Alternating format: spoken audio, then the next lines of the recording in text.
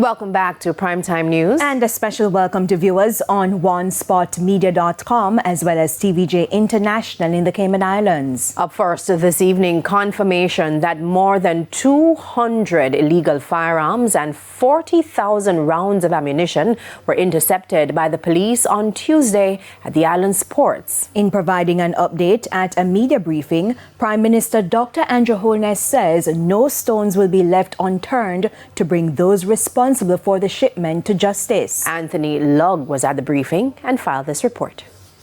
After 2 days of counting following a major gun seizure at a warehouse along Industrial Terrace in Kingston, an update from the National Security Minister Dr. Horace Chang at a post-cabinet press briefing. The shipment, there were 233 firearms. That is more than a company. That can equip more than a company of soldiers. That going on our streets is designed to create mayhem.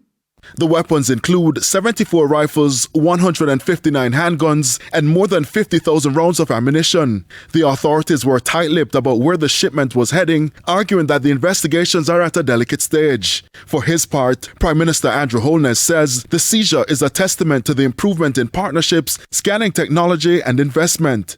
Dr. Holness also issued this warning to those involved. To our Jamaicans overseas and those who are here collaborating in the importation of illegal weapons. We will find them and we will find you. And I believe that this point must be driven home to all those who are of a criminal intent.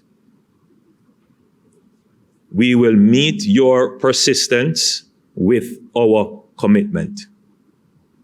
We will strengthen our intention with even greater investment.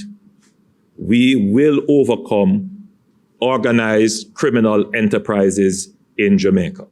The seizure comes at a time when the country continues to see a decline in murders. Police Commissioner Dr. Kevin Blake says it's one of the largest shipments in the country's history. He's adamant that the police will not let up. So far this year, although only 5 months in the year, we are 83% of the total figure for last year.